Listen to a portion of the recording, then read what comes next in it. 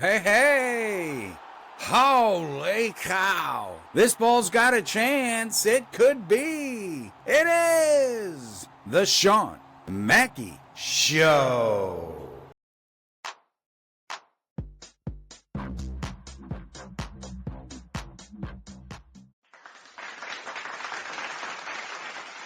Again, I gotta have my sounds. I gotta have my little boogie jam. Gotta have my applause, because if I don't applaud for myself, no one else is gonna.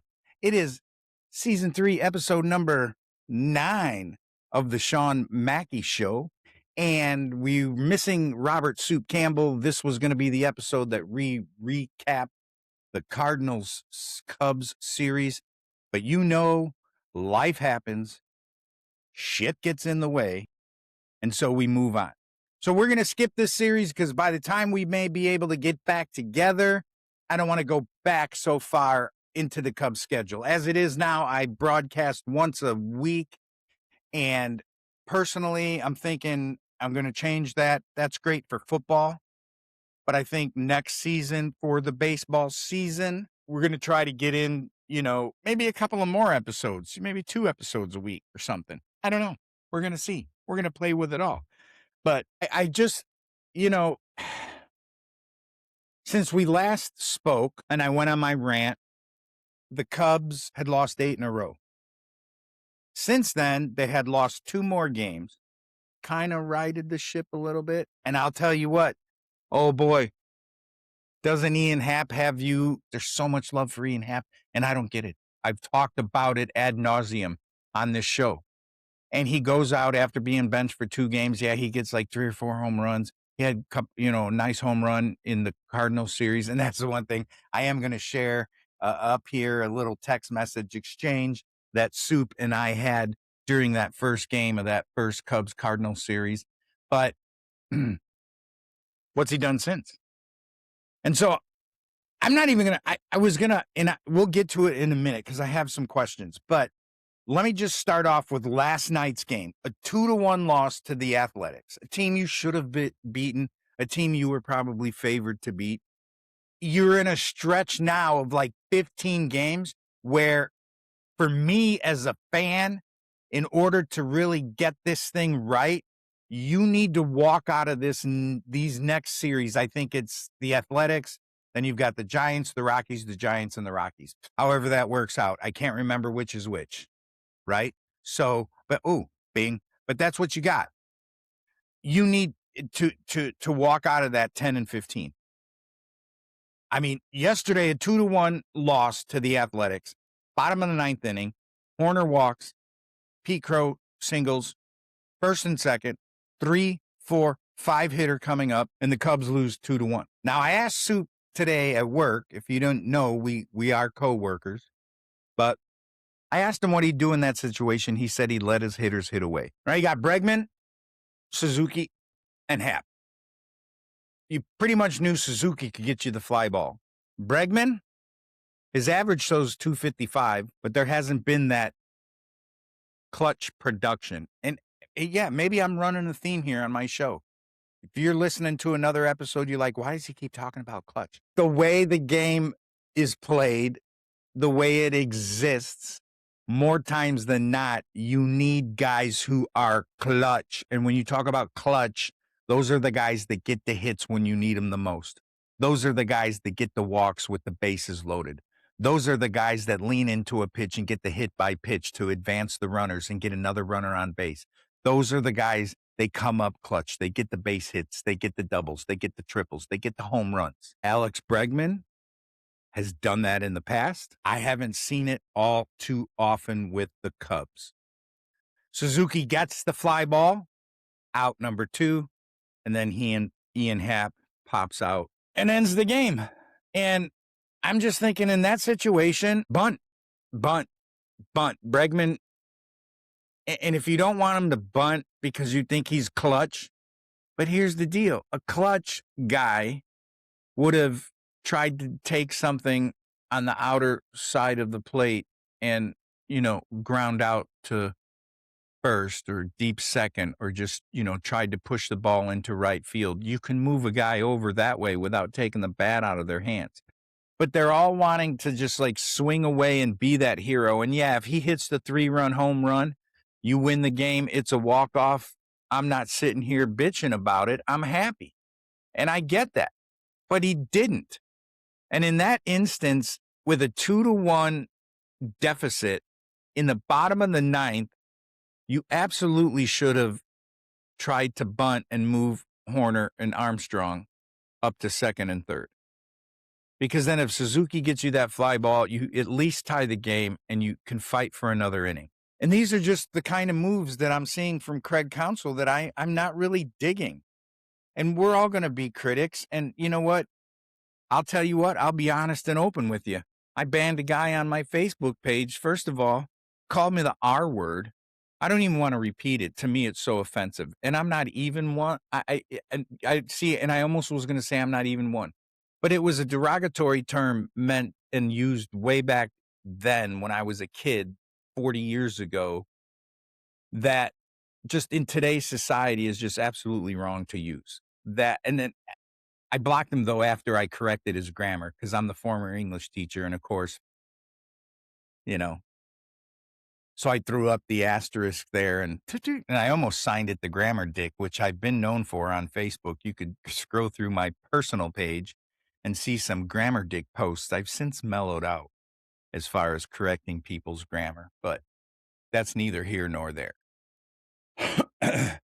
But, you know, it's like, oh, I'm sure you're a better coach than Craig Counsell. I'm like, okay, first of all, let's back up. Let's look at things in general and how they go, right? All of us as kids are probably athletes in some sports. Other kids have, based on where they live and where they come from, they have advantages and they have situations where they're kind of supported. And then they can choose these career paths. And you hear about these kids who they like knew when they were 8 years old and that's all they did. They focused baseball. Bryce Harper, we can get into a whole episode about Bryce Harper and the crap that went on with him before he became a pro. And it's worked out for him. And I love that. So you can have that, right? But then you can have other kids who come from situations where they don't have those advantages and they're not, you know, they might be like, yeah, I want to do this, but I got all this shit going on around me here. Even as a kid, I can't really pursue this because I'm not going to have the tools necessary to do it type thing. So that being said, had it been a career path, I would have been able to pursue. I would be a better manager than Craig Counsell. First of all, I'm not a big fan of this switching up the lineup. You started putting Pete Crow in the leadoff spot. He gets a little hot, you know, has a fucking great game the other day. And the next thing you know, you're back to Horner and Crow's moving down. You keep putting Ian Happ in the 2, 3, 4, 5 position, and he's not productive enough for that. Maybe take a freaking load off of the guy's brain and slot him back down 7, 8, or 9, right? Dansby Swanson's still playing, and I've said this before. At this point in his contract, I don't know if his batting average and his poor hitting with runners in scoring position is enough to continue to pay him what you're paying him for only 50% of his game, which is defense. And he's had a few miscues here over the course of the season now. And yeah, and I get it's a long season. He can right the ship, nothing, boom, still win a Gold Glove, everything, right? But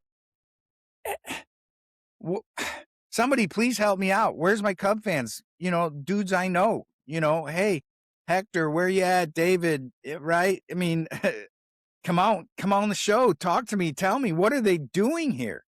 Because I'm looking at some stats here, and you just recalled Tyler Ferguson, right? And he's a young kid, but he's been struggling with control. And now you bring him up and you option Jordan Wicks, which that was a debacle. The 2 games he started, 15.49 ERA. I mean, just terrible. But I'm looking at Javier Assad, you know, and for the season, he's got a little bit higher ERA than Jameson Taillon, with Jameson Taillon's given up, you know, 20 home runs this season, right? And he's got a losing record. And Assad, he's pitched 5 inning outing, 6 inning outing. He kind of was stretched out, but that's why you sent him down to get him stretched out more. And then you went with Jordan Wicks. That blew up in your face, and now you bring up Tyler Ferguson, and you're going to go with a guy who someone else discarded because of his control, like a 7.7 ERA in one freaking game and 1.1 innings for this season so far. And then you picked Aaron Bummer off of the DFA pile, and he's down in your minor system now. So we're seeing the Cubs are doing things without really doing things. They want to be able to come back at us because they think we're stupid fans and say, oh, look at what we did. You know, and we're all just like, yeah, look at what you did. You did nothing. You're signing dudes who are DFA'd by other teams, and I know it's the nature of the business. And yes, a guy could come over, catch lightning in a bottle. That change of atmosphere, that change of pace. But how many times has that worked out? Just like you got 15 pitchers on the DL, and that's what happens when started with Theo Epstein, and you can all go back and look at the transaction wire. And Theo and Jed, they love signing guys who have come off of Tommy John surgery. And maybe the nature of the game now is everybody has to have it, even position players. We've seen it happen. But why do you got to keep going after those guys? And then this is what happens. You find guys on the IL, and you don't have a full team. And right now, the Cubs aren't really doing anything. And Jameson Taillon is like on pace for probably giving up 50 or 60 home runs this year. He had 24 all of last season, I think it was. So I don't, his career stats, like last season, he had, it was like 24 home runs, and he's already got 20 this season. And the Cubs keep trotting him out there. Now, Colin Ray's been a bright spot. Ben Brown's coming on. He had a great game in his last outing. He's been really kind of tearing it up. And if he can go a little bit further into games and be dominant, maybe we got something there with Ben Brown. But, man, you can't rely on Shota anymore. You can't rely on Taillon. Now you're flirting with Tyler Ferguson after the Jordan Wicks experiment. And you still got Assad sitting down there. Did he get hurt? I don't know. Didn't look into it that much, but surely we would have heard something. Right? He is on the 40-man, but I really just don't get it. On May 8th, they were 27-12. They're 5-17 since May 8th. 5-17. Oh, crap. And we know that was a 10-game. They had 2 10-game winning streaks and then a 10-game losing streak. And I just don't know where to go from here as far as what are they doing? What are we going to see? Is everybody going to magically turn it around? Why do you continue to mess with the lineup? I still think Pete Crow should be leading off. The power will come with Pete Crow. I mean, think of Ricky Henderson. He hit hundreds of home runs leading off, right? And you'll get that with Pete Crow. But Pete Crow needs to be one of those kind of guys that looks to just beat the ball into the ground and use your speed to beat it out. High chopper in front of the plate, wicked ground ball towards second. You got that speed. Make contact. The power will come. The swings will come. You'll get those home runs. You'll drive in the runs even as a leadoff hitter. We've seen it before. But you could use your speed, and the Cubs could manufacture runs by getting them on, getting them over, and getting them in. And Pete Crow leading off with that kind of speed that he has, that's, to me, and then you got Nico, your best producing hitter, your best contact guy, batting in second, kind of like a Rhino. How fitting that they both play second base. Easy way to kind of help him get him over. Get Ian Happ out of the 3, 4, 5, 6 spot. Drop him down to 7. All right. You want to keep Bregman in the 3 hole? You'll figure that out. I guess when you figure it out, but Suzuki in the 3 spot, Bush in the 4 hole, Bregman in the 5 hole, then maybe Ian Happ. You got some tweaks, but I like to see every day same lineup. I think the players do too. Again, and this is something I might branch the Shawn Mackey Show off on because I am so totally captivated by the mind and how it works. And there's a big psychological factor that plays into coaching sports at any level. And just because these guys are pros and they're grown men doesn't mean that there's not that psychological factor, because it happens. I'm going to tell you what, as old as I am, there are things that still kind of weigh on me psychologically based on nature and based on nurture. Everything around me and how I was raised, and then how everything is just status quo and going, those two things, there's a lot of things that go on psychologically for everybody, no matter what you're doing. I mean, bro, if you haven't, I don't know where you've been if you haven't seen that in news articles, players, the things they do, the trouble they get into, just one of those deals.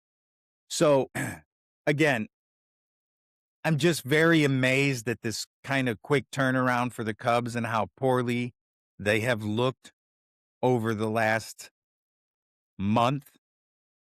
Things need to be fixed soon.